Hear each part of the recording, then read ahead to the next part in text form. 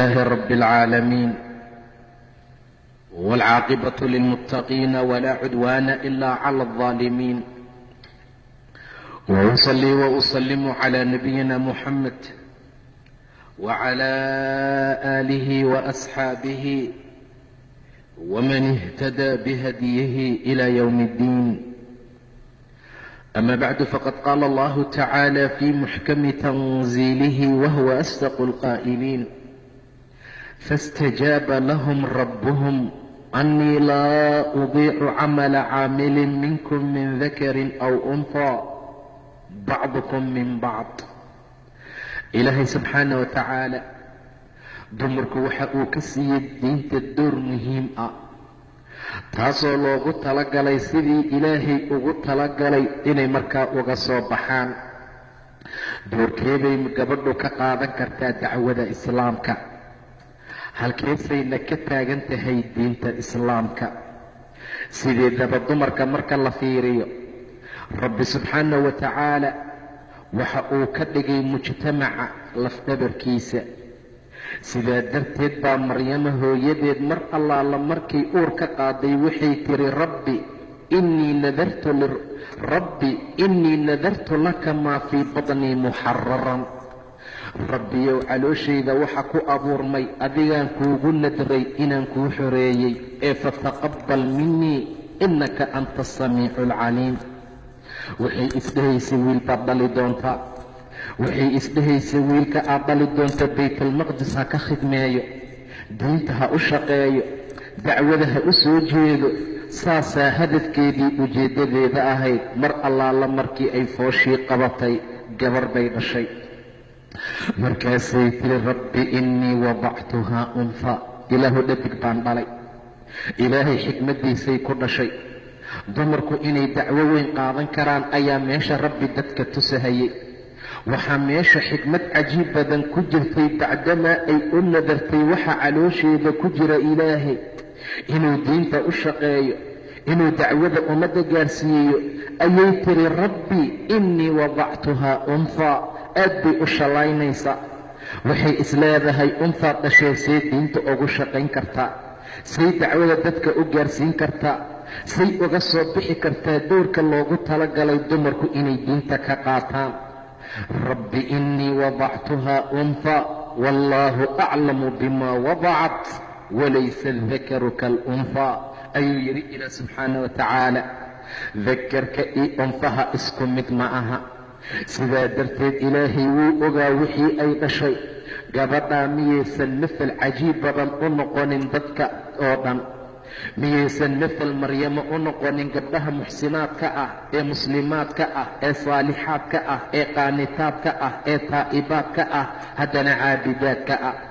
ilaahay muxuu kitaabkiisa ku yidhi, wa maryama bnata cimraana alatii axsanat farjaha fanafakhnaa fiihi min ruuxina wasadaqat bikalimaati rabbiha wa kutubihi wa kaanat min alqaanitiin. aad buu ilaahay u ammaanayaa subxaana wa tacaala. maryam mithal baa ku jira. maryama tusaalaa alla ka dhigay subxaana wa tacaala, banaadka iyo dumarka oo dhan ugu jirta, balse dadkoo dhan ugu jira. sidaa darteed buu ilaahay yidhi, wa maryama bnata cimraana alatii axsanat farjaha. intaa kadib fanafakhnaa fiihi min ruuxina wasadaqat bikalimaati rabbiha. waxay rumaysay rabbigeed kelimooyinkiisii, kutubihii alla soo dejiyey. qaanitaadkay ka mid ahayd, qaanitiintay ka mid ahayd kuwa ilaahay ateeca subxaana wa tacaala. idan dumarku camal fiican bay qabtaan, dacwaday dadka gaarsiiyaan, kayfiyad kastay ummadda ku gaarsiin karaan bay ku gaarsiiyaan. faاstajaaba lahum rabbuhum. rabbigood ayaa ka ajiibay buu yidhi ilaah subxaana wa tacaala. wuxuuna yidhi, annii laa udiicu camala caamilin minkum. anigu ma dayacaya caamil camal qabtay oo adinka idinka mid ah. macnaha mid shaqaalo ah oo shaqo qabtay oo adinka idinka mid ah. camalkaasi waa diintoo lagu dhaqmo, waa ummadoo la gaarsiiyo, waa khayrka iyo wanaagoo laysku guubaabiyo, waa awaamirta ilaahay oo la fuliyo. faاstajaaba lahum rabbuhum. rabbigood ayaa ka aqbalay oo ka ajiibay. wuxuuna yidhi annii laa udiicu, anigu dayici maayo, ka halayn maayo, la weysiin maayo camala caamilin, caamil camal uu qabtay oo minkum idinka mid ah, min dakarin aw unhaa, lab ahaayaa ama dadig ahaatayaaba, hadduu nin yahay iyo hadday naag tahay, waayo bacdukum min bacd, qaarkiin ayaa qaarka kale ka ahaaday. wax isdhalay baa tihiin.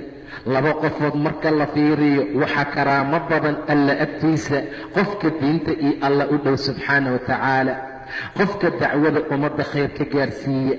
qofka ilaahay u dhow waa qofka diinka si fiican uga shaqeeya, labka iyo dhadiga labadaba. sidaa darteed ayuu ilaah yidhi min dakarin aw unhaa, ama lab ah ama dhadig ah, waayo bacdukum min bacd, gobolkiin gobolka kale ayuu ka ahaaday.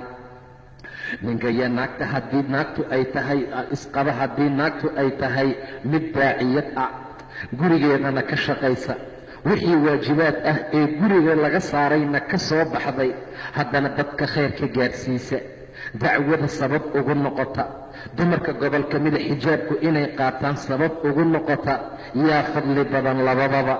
mar walba ilaah wuxuu tilmaamay qofka fadliga badan, ina akramakum cinda allaahi atqaakum, kan ugu taqwo badan inuu yahay qofka ilaahay agtiisa u dhow subxaana wa tacaala. qof mar allaala markuu soo tooso shaqo aada, kadibna ka soo noqda, galabtii meesha qajilaad iyo qaad cunitaan u fadhiista, habeenkiina kubadda daawashadeeda u fadhiya, kadibna jiifa, subaxiina howl maalmeedkiisii sidaa yahay, iyo gabar markay seexanaysa allasay dadku salaada u hagaajiyaan bay ku jiifataa. mar allaala markay soo toostaa ummaddu see dacwo loo gaarsiiyaa bay ku fakaraan. xaaladda noocaasa isku mid ma ahan. sidaa darteed ayuu ilaah leeyahay min dakarin aw unhaa bacdukum min bacd, waayo gobolkiin gobolka kale ayay ka ahaadeen. sidaa darteed dacwo fiican baa looga baahan yahay. jaanib walba oo diinta ka miday ka qayb qaadan karaan dumarka. sidaa darteed baad fahmi kartaa awal shahiida ama qof ilaahay dartii loo dilay qof dumara inay ugu horaysay, waa Sumaya ummu Cammaara. laa ilaaha ila allah afkeeda waa ka bixi waayey. abi jahal baa hortaagan, daaqii kale kibirka badnaa baa hortaagan.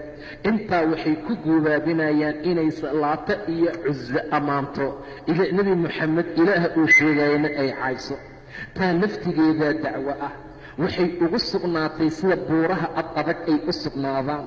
kelimada tawxiidka afkeeda waxay ugu qabsatay si aad iyo aad u adag, ilaa ilaahay subxaanahu wa tacaala ku abaalmariyey khayr iyo wanaag midda u sarraysa. waa la cadaabinaa, waa la dhibaataynaa, mashaakil baa la gaarsiinaa. nebi moxamed intuu soo agmaray orahdiisu tahay sabran aala yaasir fa ina mawcidakum aljanna. reer yaasiray sabra, diinta isaga adkaysta, in badan dulqaata, dacwo ayaad ummadda u tihiin, mawcidkiinana waa jannada. sidaa darteed bay mathal cajiib badan u noqotay, mathal khayr badan bay markaa u noqotay. sidaa darteed baa waxaa laga yaabaa oo loo baahan yahay waxay tahay habka noocaasa in looga soo baxo, habka noocaasa in looga soo dhalaalo. ilaahay wuxuu yidhi waalmu'minuuna waalmu'minaat bacduhum wliyaau bacd. wiilasha mu'miniinta ah iyo gabdhaha mu'minaadka gobolkood gobolka kale waa uu awliyo. sababtu waxay tahay macruufkay dadka amraan, munkarkana way ka reebaan buu dhahay ilaahay subxaana wa tacaala. gobolkood gobolka kale waa uu awliyo. waalmu'minuuna waalmu'minaat bacduhum wliyaau bacd. maxay qaarkood qaarka kale weli ugu noqdeen? sababtuna maxay tahay? waa ya'muruuna bilmacruuf, waa macruufkay dadka amraan buu yidhi ilaah subxaana wa tacaala. labadooda ayagoo isku jiray macruufka amraan. idan in badan oo ayay ka mid ah inay ducaad noqon karaan, dowrna ay ka qaadan karaan buu ilaahay tilmaama subxaana wa tacaala. ya'muruuna bilmacruufi wayanhawna cani ilmunkari, munkarka iyo xumaantana way ka reebaan. maxay kaloo sameeyaan? wayuqiimuuna asalaata, salaaday oogaan. wayu'tuuna azakaata, zakaday gutaan. wayutiicuuna allaha warasuulahu, ilaahay iyo rasuulkiisana way ateecaan. ulaa'ika sayarxamuhum allah, kuwa ilaahay waa u raxmana subxaanahu watacaala, kuwa ilaahay waa u naxariisana. sababtu waxay tahay ina allaha casiizun xakiim. ilaahay alla casiizoo amarkiisa qaalib yahoo xakiim ahoo fal fiican waaye. ducaad bay noqdeen ayagoo rag iyo dumar isugu jiree maxaa abaalgud u ah? ilaahay baa tilmaamay, wacada allah almu'minuuna waalmu'minaat, wiilashii mu'miniintee ducaadda noqday, kuwii gabdhaha mu'minaadkee ducaadda noqday wuxuu ilaahay u diyaariyey jannaatin tajrii min taxtiha alanhaar, jannooyin hoostooda ay webiyaa la soconayaan. sidii ay u dadaaleen oo ay dacwo ugu dadaaleen oo ay dadka macruuf u amreen oo ay munkar uga reebeen, ayaa haddana ilaahay wuxuu u diyaariyey una ballan qaaday jannooyin hoostooda ay webiyaa la soconayaan, khaalidiina fiiha, way ku dhex waarayaan buu yidhi ilaahay. waa masaakina tayibatan, guryo tiib ah, masaakina tayib ah oo fiicfiican bay ku sugan yihiin, oo fii jannaati cadnin, jannooyin nagaadi ah. say dacwada ugu dhex nagaadeen baa ilaahay jannada ugu nageeyey subxaana wa tacaala. say guryahooda dacwada ugu fuliyeen ayuu ilaahay masaakino tayib ah iyo guryo fiicfiican ilaahay dejiyey subxaana wa tacaala. iyo wa ridwaanun min allahi, raadi ahaasho ilaahay xaggiisa ka ahaatay ayaa akbar, weyn buu yidhi ilaah subxaana wa tacaala. rabbi ayaa ka raali noqday. sababtu waxay tahay camalkay qabteen baa wuxuu ahaa camal ilaahay raalli ka yahay. camalkay sameeyeen ayaa wuxuu ahaa camal ilaahay jecel yahay. bacdamaa camalkaa ay qabteen wa ridwaanun min allahi akbar, dalika huwa alfawz alcadiim. kaana waa fawz iyo liibaan weyn buu yidhi ilaahay subxaana wa tacaala. fawz cadiim ah oo weyn ayuu markaa ahaaday. idan jaanibiyo badan ayay ka soo bixi jireen. meel walba oo dacwo ah iyo qayb kastay ka qaadan karaanna markaa way samayn jireen. sida ilaahay subxaanahu wa tacaala kitaabkiisa xakiimka uu ku tilmaamay dumarka gobol ka mid ah, faasaalixaatu qaanitaatun xaafidaatun lilghaybi bima xafida allah. waa gabdho saalixaada buu dhahay ilaah subxaana wa tacaala, haddana qaanitaad ahoo ilaahay ateecay, haddana xaafidaad ahoo qayb ka xafidsan bimaa xafida allah, ilaalinta ilaahay sababteed subxaana wa tacaala. idan dacwadu idan waxay noqotay wax ay ka qayb qaadan karaan rag iyo dumar labadaba. waxay ka qayb qaadan karaan qof kastoo ilaahay subxaana wa tacaala agtiisa ka raba qayb iyo wanaag inuu markaa gaaro. gabar gabdhaha ka mid ah yaa rasuulka sal allau calayh wasalam xilligiisii riwaayadaha qaarkoodna nin bay tilmaamaane waxay ahayd mid masaajidka kanasta ama xaaqda. rasuulka sala allahu calayhi wasalam ayaa waayey baa la yidhi muddo. gabadhiina way dhimatay, kadibna waa la duuday, mana loo soo sheegin. nebiga sala allahu calayh wasalam ihtimaamka uu siinaya fiiri, waa qismi ama qayb dacwada ka mid ah. beydka ilaahayay xaaqaysay, gurigii ilaahay ayay markaa nadiifinaysay. markuu rasuulku waayey ayuu yidhi ayna fulaana, heblaaya aaway? waxay dhaheen maatad yaa rasuula allah, dhimatay.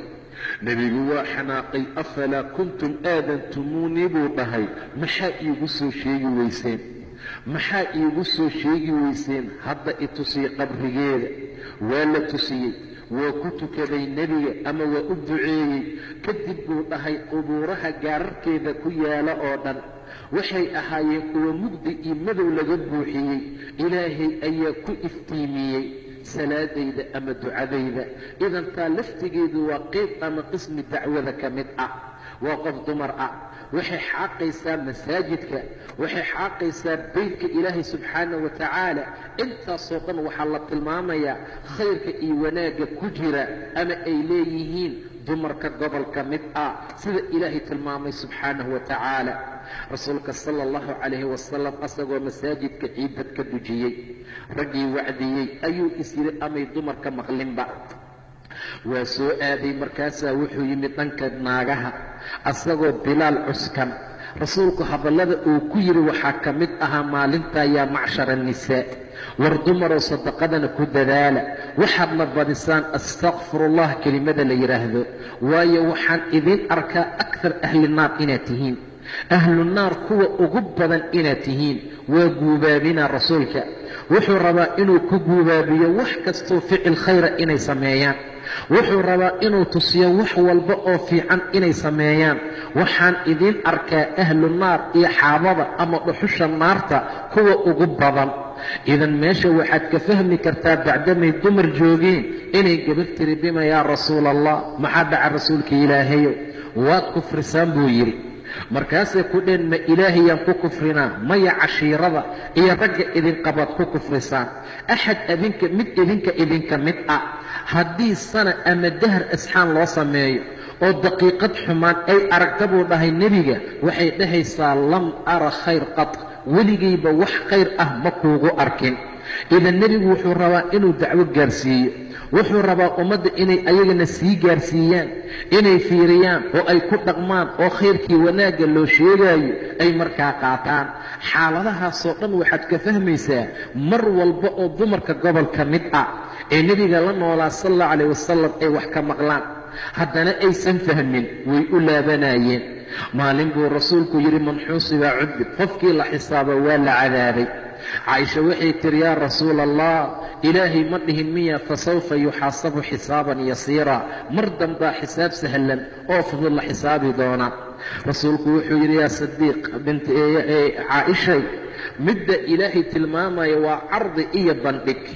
ilaahay subxaanahu wa tacaala addoonkiisa marka uu xisaabaayo wuxuu geliyaa kanaf ama astur dadka looga qariyo. markaasuu le addoonkaygii maalin hebel dembigaa ma samaysay? haa. maalin hebel dembigaa ma gashay? haa. ilaa uu yaqiinsada inuu halaagsamay. qof ujeedana ma laha, waa kuu qariyey inta adduunka la joogo, maantana waa kuu qariyeye orod ehelkaagii u laabo. wayanqalibu ilaa ahlihi masruuran, markaasuu ehelkiisii u noqonaa asagoo masruur ah oo faraxsan buu dhahay ilaah subxaanahu wa tacaala. taa waaye midda ilaahay sheegahayo. laakiin qof allaala qofka xisaabkiisa lagu dheerdheeraado waa la cadaabay buu dhahay nebiga sala allahu calayh wasalam. idan caaisha waxay ka mid ahayd dumarka ducaadda ah, waxay ka mid ahayd dumarka khayrka iyo wanaagga dadka u sheega. abuu muuse wuxuu yidhi masale aan isku qabsana ma jirto ilaa caaishaan u imaanaynay, agteedana cilmiyaan ka heli jirnay radia allahu tacaala canha. caaisha xaaladahaasay ku tilmaami jirtay. nin saxaabiya u yimid oo yidhi caaishay su'aalaan rabay inaan ku weydiiyey, waana kaa xishoonaa, hooyadaa oo kale saad wax u weydiinayso ii weydii bay tiri caaisha radia allahu tacaala canha. idan caaisha iyo in allaala inta la midka ah ilaahay subxaanahu wa tacaalana cilmiga ku manaystay waxay ahaayeen kuwo ducaad ah, waxay ahaayeen kuwa dadka xaqii wanaagga gaarsiiya. xaaladahaasoo dhan ayaa waxaa la tilmaamayaa ummadda khayrka iyo wanaagga qayb badan oo ka mid ah in xaggooda markaa uu uga yimid. ummu catiya waxay wax badan tabisaa ama ay sheekaysaaye ka hadashaa axaadiisyo badan. waxay ka mid ahaan jirtay tabiibyaadka ama dhakhaatiirta wax daaweeya. xilligii rasuulka sala allahu calayh wasalam 7 duulaan ayaa nebiga u raacay bay tiri ummu catiya, intaba jaraadkii ayaxaan cunaynay. xaaladdaa waxaad ka fahmaysaa in allaala intay la socdaan nebiga cilmiyaa ku soo degaaya, khayraa ku soo degaaya, diin baa ku soo degaysaa. taasay ummadda u tabin jireen. maxay tidhi waxaan ahayn kuwa nala amro inaan soo bixino cawaatiqda, xuyadka, dawaatuquduurka, intaasoo dhan in salaada ciidda loo soo bixiyo. waa gabdhaha dhiigga caadada qaba, waa kuwa maqabiyooyinka ah, kuwa cawaatiqda ee markaa la xoreeyey, dhammaan inaan soo bixino ayaa markaa nala amri jiray. waxay aad wax u tilmaamaysaa khayraadka faraha badan ay samayn jireen saxaabiyaadka. umu salama iyo caaisha ayaan u jeednay khaswatu uxud ayagoo mar allaala markii dhaawaca muslimiinta batay inay waraabinayaan jeyshka wixii markaa dhaawac ahaa, inay daaweynayaan wixii dhaawacmay. xaaladahaasoo dhan waa dacwa min adducaad ka mid ah oo ay dumarku markaas samayn jireen. rasuulka sala allahu calayh wasalam sulx xudaybiya markuu aaday oo meesha uu tegey, waxaa dhacday in la soo diiday oo mushrikiintii ay ka xabiseen jidka, ayna u diideen inuu cimrada u gudbo nebiga.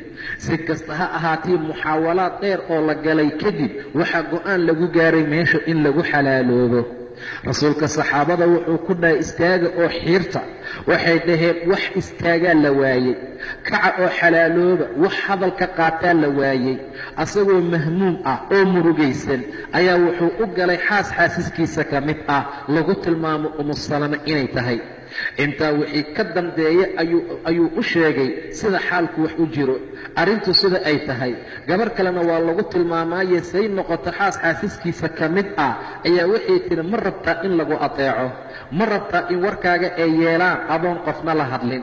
qofna waxaa sameeya dhin xallaaqii saaloonka u waco, gees fadhiisee bilow timahaaga inaad xiirato.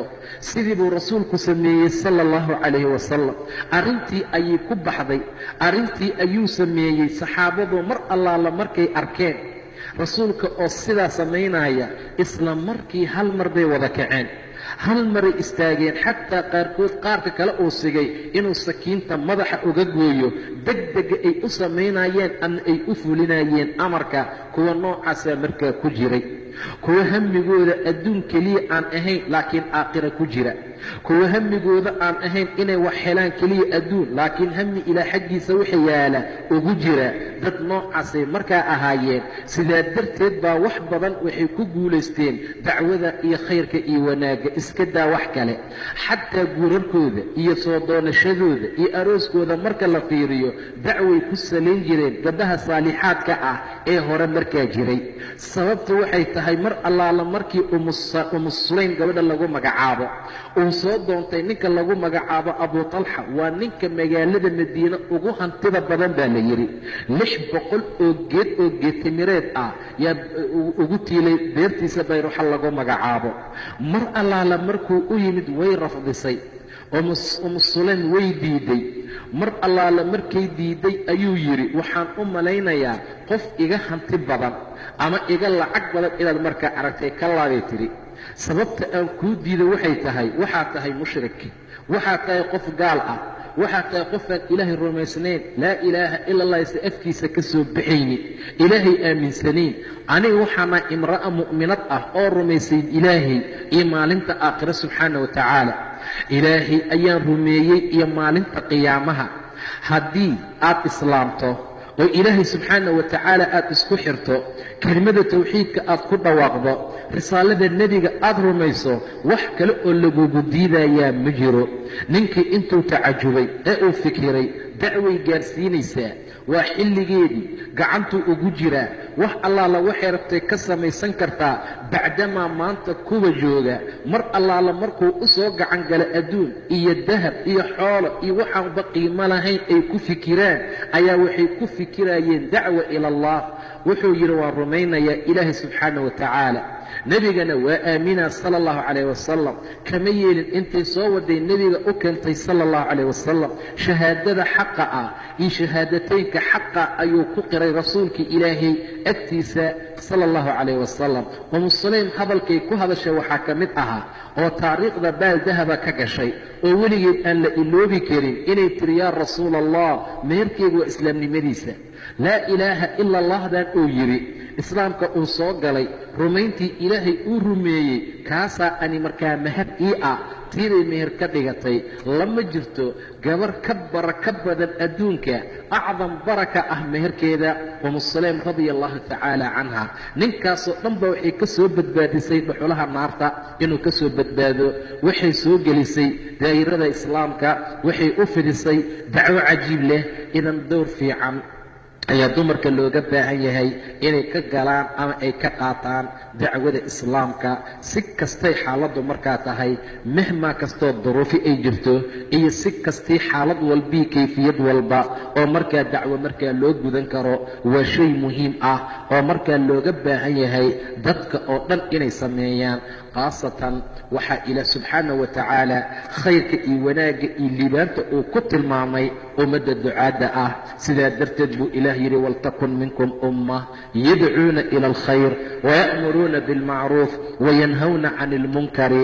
ha laydinka helo ummad buu dhahay ilaah subxaana wa tacaala, waltakun minkum umma yadcuuna ila alkhayri dadka khayrka ugu waca waya'muruuna bilmacruufi macruufkana dadka amra macnaha wanaagga dadka amraa loola jeedaa xumaanta iyo waxa ilaahay diidayna markaa ummadda ka reeba oo wax allaala wixii ilaahay diiday intii awooddoodu tahay ka celiya waltakun minkum ummah yadcuuna ila alkhayr waya'muruuna bilmacruuf wayanhawna can ilmunkari waulaa'ika hum lmuflixuuna kuwaasaa markaa liibaanay dadkaas waa dadka aflaxay ee khayrkii wanaagga gaaray adduuniya aakhiro ilaah xaqa waxaanu ka baryaynaa inuu xaqna waafajiyo taacadii diinta nagu sugo ummad ducaad ah ilaahay naga dhiga subxaana wa tacaala dumarkana dowrka iyo maxa kaga aadan dacwada ila allah xaggiisa ah kuwa garta oo guta inuu ilaahay ka dhiga subxaana wa tacaala wabillahi towfiiq wallahu